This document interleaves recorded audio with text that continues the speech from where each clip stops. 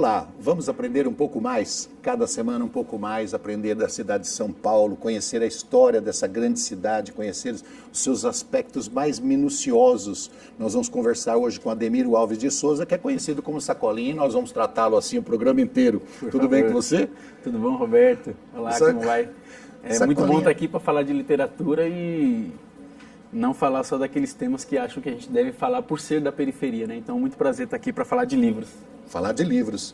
O Sacolinha é autor do livro Estação Terminal, que é uma história, um romance, que ele conta sobre o terminal Itaquera, quando foi inaugurado na época, uma confusão se gerou ali, para o bem, não é isso? Sim, sim. É porque assim, criaram uma estação de metrô, né, para que as pessoas pudessem pegar um transporte para chegar até o centro da cidade. Mas como é que as pessoas fariam para chegar do bairro até o metrô? Né? Cidade Tiradentes, Coab 2, Cidade Líder, né? E foi aí que surgiram, né, as lotações. Né? Que no romance eu trato como as lotações, não como os lotações. Que inicialmente esse transporte era feito por ônibus de viagem, né, clandestino. E como era muito difícil de fugir da fiscalização, porque era um trambolho, né? Imagina, né? E quando esse veículo era preso, era muito, muito caro o valor para tirar do pátio, começou a surgir, então, o transporte alternativo feito por peruas. Menor do que um ônibus, era mais fácil de correr da Maria Bonita, que é como é tratado a polícia aí no romance, e que se fosse preso, né? Se essa Kombi fosse presa, era muito mais em conta de tirar do pátio do que um ônibus. Foi aí que surgiram os pirueiros, né? Nós vamos tratar do livro, que eu acho interessantíssimo, até mesmo para o pessoal da Zona Leste conhecer o que ocorreu na expansão do metrô, na expansão do transporte coletivo ali na região da Zona Leste inteira. É bom conhecer a história, saber o que aconteceu. Então eu indico conhecer a Estação Terminal do Sacolinha, que ele conta o início dessa expansão rodoviária, essa expansão de metrô, de todo tipo de transporte que aconteceu ali dos anos 80 para cá, né? Isso, o metrô foi inaugurado em 88, né? Final dos anos 80 para cá. Indico esse livro está à venda onde? Estação Terminal, agora ele está mais na internet. Na internet? Essa edição já está se esgotando, então alguns exemplares que tem o pessoal joga na internet e a gente não consegue encontrar numa livraria física, né? Então, se você tem curiosidade de conhecer sobre a expansão do transporte na Zona Leste, principalmente, a gente eu acho que deve conhecer da cidade de São Paulo inteiro, mas da Zona Leste principalmente, pode entrar no seu Instagram e no seu Facebook, você ali encontra. Sim, escritor Sacolinha Facebook, Instagram escritor.sacolinha. Não só sobre o livro Estação Terminal, Zona Leste, mas como a minha carreira, a minha trajetória. Hoje eu moro na cidade de Suzano, né, e desenvolvo vários projetos, não só a escrita de livros, mas o incentivo à leitura, porque eu comecei a ler muito tarde, né, com 18 anos. Então eu creio que depois que eu comecei a ler, eu queria... É como um pastor, né? Eu queria trazer um monte de ovelhas para o mundo dos livros. Você não largou da Zona Leste, porque Suzano é uma extensão da Zona Leste. É uma extensão, né? É Grande São Paulo, mas assim, fica praticamente do lado do último bairro, né? Que é Guaianazes. Então vem Guaianazes, Ferraz de Vasconcelos, Poá, Suzano. Mas a gente se mudou da Zona Leste justamente porque a gente estava fugindo do aluguel. A gente conseguiu uma verba lá através de um fundo de garantia de um parente da família, compramos um terreno na cidade de Suzano na década de 90, construímos e fomos morar lá. Só que mesmo morando lá em Suzano, eu ia até Itaquera trabalhar como cobrador de lotação. Eu trabalhei 12 anos no metrô Itaquera. Bom, só para explicar um pouquinho sobre a questão do livro do Sacolinha, é o seguinte, a estação Itaquera, ela foi inaugurada, você diz, em 88. Mais ou menos. Não vamos dar a data precisa, porque eu também não tenho aqui. Sim, foi 88. A partir do momento que isso era o estação terminal, né, ali, hoje ela vai até onde? O metrô? O metrô? Ele finaliza na Barra Funda, né? Não, o metrô, ele passa de Itaquera e vai embora. Não, é terminal ainda. Ainda é terminal? Aí tem a estação de trem lá no metrô Itaquera, que aí vai embora. Vai para Dom Bosco, José Bonifácio, Guaianá, Suzano e Mogi das Cruzes. Então, hoje já oficializou-se uma linha de trem, continuidade. De continuidade, isso. O metrô, quando ele chegou ali, então, pergunta para você... Os ônibus, antes do metrô, os ônibus circulares normais, eles saíam de todos os bairros e vinham para o centro da cidade, é isso? Não. Aí quando o metrô foi, eles pararam de ir? Não é essa a história? Não é essa a história. É que na verdade assim, Os ônibus já vinham clandestino? Já vinham clandestino, sim, tinha muitos ônibus clandestinos, porque teve uma Mas época que vinha até o centro da cidade. Vinha até o centro da cidade, inclusive ônibus fretados, né? Mas teve uma época que começou a especular as catracas eletrônicas, né? E aí muitos cobradores, poxa, a gente vai ficar desempregado, como é que é? E muitos motoristas também que ficavam desempregados acabaram usando o seu fundo de garantia para comprar ônibus de viagem, são motoristas de ônibus, entende e tal, se juntavam e iam fazer esse transporte clandestino. Então, quando o metrô chegou em Itaquera, diminuiu o percurso, ou seja, aquele grande percurso que saía lá da Zona Leste, todos os bairros da Zona Leste, vinha até o centro da cidade. Até o Parque Dom Pedro, então por parou. exemplo. Então agora nós vamos só para a Estação Itaquera. Estação Itaquera. Então, uma artéria ali, que era o metrô, e toda a periferia, todos os bairros ali vinha para a Estação Itaquera. Sim, a maioria da Zona Leste, o metrô Itaquera. Isso fomentou o grande negócio de peruas e vans e tudo mais. Correto, como eu falei no início, né? O ônibus, ele era muito visado pela fiscalização. Então, vamos optar pelas peruas. Então, carregava-se 10 passageiros na perua, era menor do que um ônibus, mas era mais fácil para fugir da fiscalização e tal. E com isso começou a criar todo tipo de tensão, né?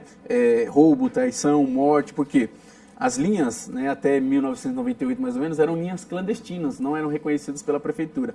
Então, quando o pirueiro tinha que fugir da fiscalização, tinha acidente, tinha muito trânsito, porque se um ônibus carrega 80 pessoas, precisa de 8 peruas para carregar 80 pessoas. Então, são 8 carros a mais na via pública, né? E fora isso, fora os pirueiros, motoristas cobradores de ônibus que ficavam desempregados e iam para a lotação, começou-se o crime organizado, por exemplo, o primeiro comando da capital começou a se enraizar também nas lotações. Assim como alguns policiais que eram expulsos da corporação por estar envolvido em algum crime, também iam trabalhar nesse meio. Então tinha muita atenção de roubo de linha, né? Então, como roubar um negócio que não é seu? Por exemplo, eu sou dono de uma linha clandestina, mas aí chega algum criminoso e fala assim, a partir de amanhã tem 30 peruas rodando aqui. Se você quiser continuar rodando, você tem que pagar aluguel. E era uma coisa absurda, assim. Estou falando de 3 anos depois do Plano Real. Então, vamos colocar aí 1998. O aluguel de uma linha, assim, por mês era 30 mil reais. 30 mil reais. Então, você imagina quanto que o pirueiro não carregava para conseguir pagar esses 30 mil. Ele carregava muito mais, né? E aí teve história de pirueiro que comprou helicóptero, que comprou iate, tudo com dinheiro da lotação, né? Mas muitos desses que conseguiram isso... Mas isso é história ou é verdade? É verdade. Eu conto em forma de ficção alguns trechos, né? O livro ele é baseado na realidade, mas é ficção. Mas não era o pirueiro, era o cara que comandava várias peruas. Dirigia, às vezes ele dirigia, tinha fiscal... Mas tinha várias outras sob o comando dele. Várias outras. Por exemplo, na lotação, tinha pirueiro que ganhava em cima de tudo. Então ele tinha linha, ele alugava a linha por dia ou por mês, ganhava em cima disso. Ele tinha um carro dele rodando para ele. Aí ele tinha um fiscal que ele colocava, que era para chamar os passageiros, cidade Tiradentes, quem vai? Mas e tal. tinha outros que eram que trabalhavam para ele. E trabalhavam para ele, por exemplo. Nossa, então foi uma fonte enorme de dinheiro. Enorme, totalmente, para conseguir comprar helicóptero, iate. Por isso gerava as tensões. Gerava muito dinheiro, tinha dinheiro rolando, muito dinheiro. Então, por exemplo, a gente tinha no livro eu chamo de fantasma, que era um motoqueiro que ficava circulando pela zona leste de São Paulo, perseguindo os que nos perseguiam. Eu digo nos perseguiam porque eu trabalhei como cobrador de lotação na década de 90. Então tinha lá na época era DTP, Departamento de Transporte Público, CT, e a polícia, que vinham perseguir os pirueiros clandestinos. Então esse motoqueiro, que no livro eu chamo de fantasma, ele ficava perseguindo esses que nos perseguiam para avisar, olha, Maria Bonita está chegando no metrô Itaquera, está chegando no metrô Alvim. Então, esse fantasma, ele recebia o equivalente a 2 vale-transporte, a gente chamava de passe, né? 2 vale-transporte por carro que trabalhava no metrô Itaquera. Então, vamos colocar aí cerca de 1.000 peruas que trabalhava lá. Então, ele ganhava cerca de 2.000, 2.500, dependendo do valor da passagem. Depois, que ele revendia. Fazia um dinheiro Mas enorme. que com isso por dia. Mas esse dinheiro, por exemplo, ele recebia R$ 2.500 por dia, ele tirava lá R$ 300 para um fiscal do DTP que era corrompido para passar, olha, nós vamos sair daqui tal hora, vamos para metrô Alvim, né? Aí ele tirava mais, sei lá, R$200 para o cara que indicou ele para trabalhar como fantasma. Aí tirava o dinheiro do combustível da moto, tal, o lanchinho dele no dia ali, e ficava com pelo menos R$1.500 no dia. Então, para você ter ideia, se um personagem chamado de Fantasma, né, que fica em segunda categoria ali, chegava a ganhar R$1.500 livre por dia, imagino que não ganhava um criminoso que chegava a roubar a linha. Teve um episódio que aconteceu na linha Coab José Bonifácio, de um ex-policial militar criminoso, chegou com uma espécie de uma granada, soltou o pino, abriu a boca de um pirueiro e colocou assim, ó, na entrada da boca dele, falou assim: você vai reclamar se eu tomar a sua linha? Nossa. Você imagina então o nível, né, que a gente vivia de tensão lá no terminal Itaquera.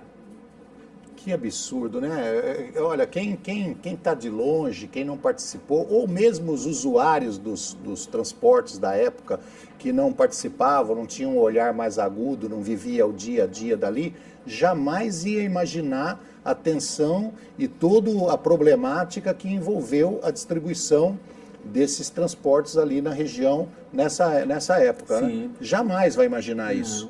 O título do livro, ele tem duplo sentido, né? Estação Terminal.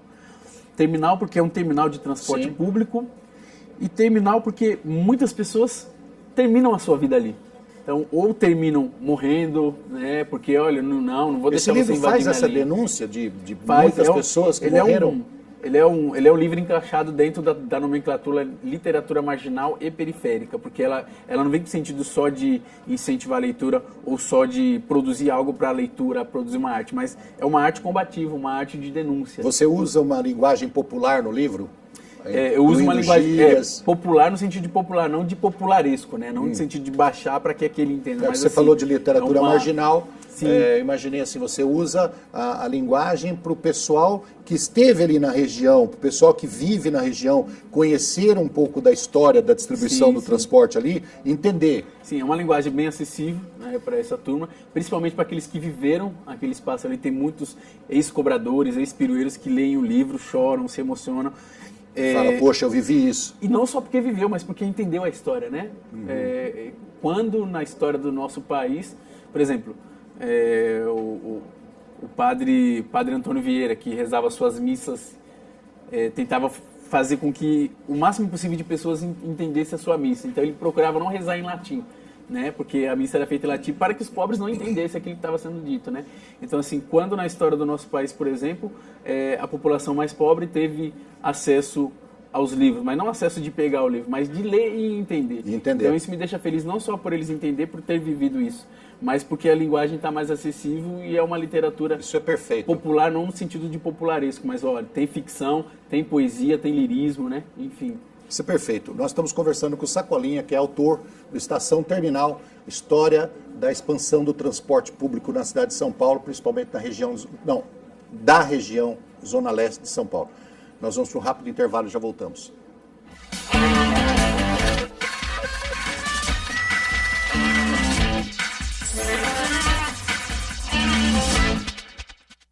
Estamos de volta com o programa Capítulo à Parte, hoje conversando com Sacolinha. Eu vou repetir seu nome, viu? Ademiro Alves de Souza. Ademiro Alves de Souza. Eu costumo dizer que Ademiro é só para os cobradores do telemarketing que ligam em casa. Para a mãe, quando quer te chamar a atenção. Para a mãe, quando me chama a atenção, o coração dá um pulo assim, mas todo mundo... falou Ademiro, você já acha que é o japonês da Federal. Eu falo, que história é essa aí, né?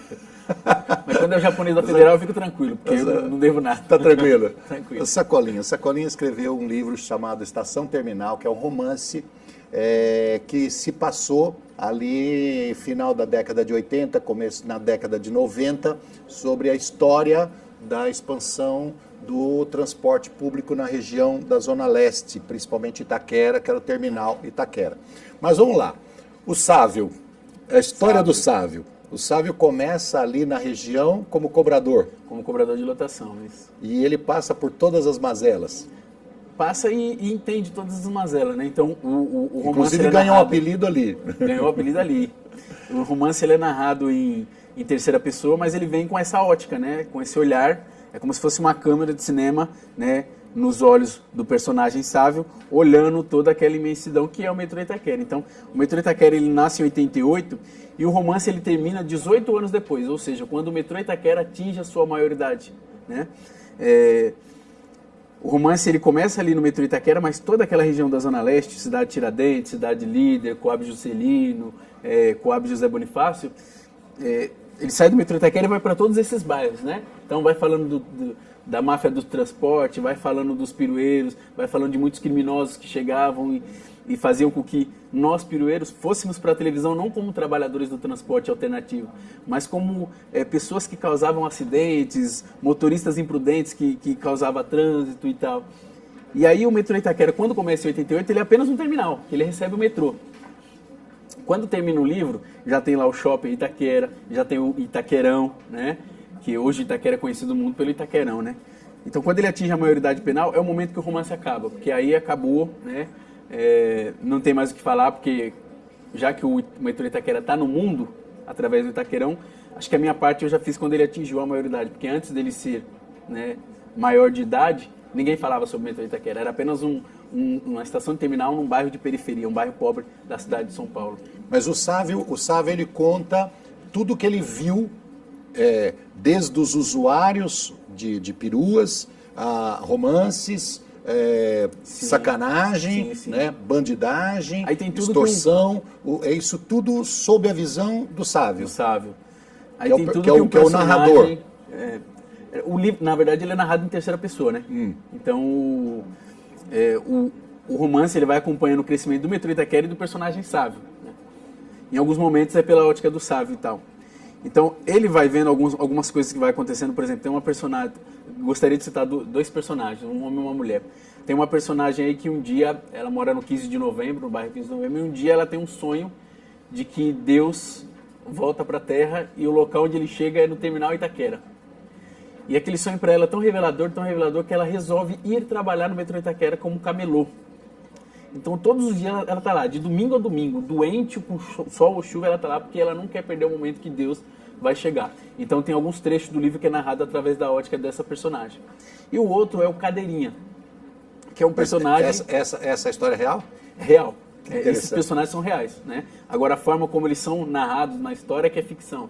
E tem outro personagem que é o Cadeirinha, que é um deficiente, que anda de cadeira de roda, e ele adquiriu essa deficiência quando ele estava indo para um jogo do Corinthians, passando de trem ali numa curva do metrô Itaquera, que era super perigoso. Não tinha, na década de 90, não tinha a extração de trem no metrô Itaquera, então tinha uma curva, onde é o shopping Itaquera agora, muito perigosa.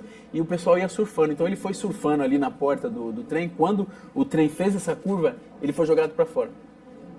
Caiu, se machucou, ficou de cadeira de roda, e ele resolve trabalhar no metrô Itaquera, porque ele mora na Zona Leste e resolve trabalhar no metrô Itaquera vendendo bala de cadeira de roda. E lá ele ganhou o apelido de Cadeirinha. E no final do romance, esse personagem ele é visto na televisão indo preso por pedofilia. Então tem alguns momentos ali que a gente vai narrando a história também no metrô Itaquera. Real. Também real. Né? Que a gente vai narrando a história também na ótica desses personagens. Então tem o Cadeirinha, tem a Dona Maria que acredita que Deus vai chegar no metrô Itaquera, e tem o Sávio, que é o protagonista, que é o personagem principal da história. Então a gente vai narrando. E alguns outros elementos que não são pessoas físicas... Mas essas histórias, por exemplo, da moça lá que estava esperando Jesus, ou do Cadeirinha, tal, é o Sávio que está observando ele. O Sávio que está observando. O Sávio é o narrador. É o narrador em terceira pessoa, né? Eu empresto um pouco disso para o personagem. Tem um outro personagem também que ele, apesar de ser um personagem secundário, ele dá o ritmo do dia a dia do metrô Itaquera, que é o Ben-TV, que é um personagem que eu me inspirei muito no personagem Passarinho, do livro Fogo Morto, do José Lins do Rego, que é no Fogo Morto ele é um negro, né, que saiu da escravidão e fica pelos cantos assoviando, bebendo cachaça, ou seja, o estereótipo literário do personagem negro. E aí eu me inspirei nele para criar o Ben-TV no Estação Terminal, que é um catador de latinha. E conforme ele vai assoviando, se o assovio dele for muito triste, isso dá um anúncio de que alguma coisa grave vai acontecer no metrô Itaquera, como, por exemplo, briga de torcidas que se encontram no metrô Itaquera para ir para Barra Funda, para ir para não sei aonde, e ali já inicia uma briga e tal. E quando o canto dele é feliz, é legal, alegre, significa que tudo vai ocorrer na normalidade do metrô Itaquera. Então esse personagem, apesar de ser secundário, é um personagem importante também, que está nesse romance para o leitor não pode ficar desatento, senão você vai cair numa armadilha. Presta atenção no Sávio, mas presta atenção no Ben-TV, no Cadeirinha, na Dona Maria, né? Por isso um romance que se entrelaça com todos esses personagens. Que coisa interessante, gente. E o Sacolin estava contando para mim, antes de iniciarmos o programa, que tinha, assim, histórias íntimas, né? De pirueiro que tinha amante, de pessoas que faziam traição, de gente que roubava, passava informação privilegiada sobre transporte, sobre o lugar onde ia passar a perua para ser, de repente, abortado, Sim, abordado por algum especialista em tomar linhas, coisas desse tipo. Quer dizer, eram tantos detalhes nessa confusão, tantos detalhes nessa expansão, que é um mundo ali dentro, né? Sacolinha, você sabe que você está comentando isso aí, eu estou pensando aqui no seguinte: as pessoas que lerem esse livro vão ver que tem histórias aqui que se aproximam muito e parecem muito com muitos filmes que nós já assistimos sobre grandes corporações. Quem é que não assistiu um filme até hoje que fala, por exemplo, sobre indústria armamentista? Sim. Que tem ali espionagem, tem assassinato, tem corrupção, né? Formação de quadrilha, compra de políticos. Isso eu estou falando no mundo inteiro, tá? Nos Estados Unidos, na Europa. Sim. Quem é que nunca assistiu um filme falando sobre a indústria farmacêutica, né? A indústria do cigarro, a indústria automobilística? E hoje, quantos escândalos a gente ouve falar de vazamento de informação, arapongas, né? Pessoas, agente secreto investigando sobre a patente, sobre alguma descoberta nova. E isso envolve também amantes, envolve drogas, envolve uísque, envolve viagens internacionais com motivos ilícitos. Então, se você trouxer isso em grande escala, você vai ver que muito do que tem aqui aparece em grande escala nas grandes corporações. Quer dizer, não é um privilégio da Zona Leste. É porque a gente está falando de ser humano, né? Exato. Tem ser humano nas grandes corporações, como tem aqui. Você falou da indústria farmacêutica, né? A gente, vendo na televisão, lendo, a gente tem relatos de que a indústria farmacêutica entrega, por exemplo, faz momentos de confraternização com médicos, né, com sítio com piscina, com bebida, com isso, aquilo, para apresentar remédios, para que esses médicos depois façam propaganda para os pacientes, né? Ou seja, um toma lá da cá, uma troca. No terminal Itaquera tem momentos, por exemplo, que as grandes seguradoras, né, de veículos vai lá e procura aquela liderança do meio e fala assim: olha, você consegue arrumar uns 10 pirueiros aí para colocar a sua van, a sua perua no seguro? Se você eu te dou o seu seguro de graça. Você ganha um ano de seguro de graça. Sim. Né? Então essa corrupção. Ou seja, existe em todos os níveis. Né? Então não é um privilégio isso aqui. Eu acredito que vai ter a pessoa que ler o livro com um olhar mais abrangente, começar a fazer comparativos, vai ver que isso é uma questão de ser humano. Aonde existe dinheiro, né? Aonde existe possibilidades de ganhar dinheiro, está o ser humano lá com todas as suas características. Com todas as suas podridões, né? Também. Pra gente ir mais fundo, né? As características são a criatividade, a inteligência, a perseverança, mas também o seu lado negativo, como a corrupção e aí vai por diante. O ser humano está lá. Nós estávamos falando da Serra Pelada um pouquinho antes um pouquinho do começo do programa. A Serra Pelada foi um martírio, né? Porque existia possibilidade de muito dinheiro. Então existia possibilidade de muito crime, existia possibilidade de muita corrupção, de muita sacanagem, de muita traição. E eu acho que é onde tem ser humano, onde existe a expansão, onde existe a possibilidade de ganhar dinheiro, existe todos os predicados. Sim, é por isso que a gente está vivendo a época que a gente está vivendo hoje, né? De grande crise, não só institucional, não só financeira, mas crise do pensamento humano, né? De às vezes querer fazer justiça com as próprias mãos, e às vezes achar que aquilo ali não tá certo, é isso, uma coisa que é absurda, e a gente está vendo metade da população, por exemplo, apoiando o racismo. Não, aquele cara ali não foi preconceituoso, não. Gente, isso é absurdo, né? Então, é algo que a gente precisa se discutir muito, é o que eu procuro fazer com os meus livros, não só com Estação Terminal, mas com os outros 6 livros que eu tenho publicado, tudo na área da prosa, romance e contos. Legal. Sacolinha, obrigado pela sua contribuição para a cidade de São Paulo ser um pouco mais conhecida. Se você quiser, Estação Terminal Sacolinha, você encontra na internet, no Facebook, no Instagram. Eu agradeço a sua presença aqui, agradeço o trabalho que você fez. Eu que agradeço a oportunidade para estar vindo aqui, né, ressalto, falar de literatura, porque nós que somos negros, nordestinos, que moram na periferia, nós somos chamados para falar de um monte de coisa, né? Crime, racismo, isso, mas nunca a gente é chamado para falar daquilo que a gente sabe fazer legal. Eu sei fazer literatura, eu gosto de fazer literatura, então muito obrigado por estar aqui, por essa oportunidade para estar falando de livro de literatura. Obrigado a você de casa que esteve conosco no programa Capítulo à Parte. Até a próxima semana. Um abraço, até lá.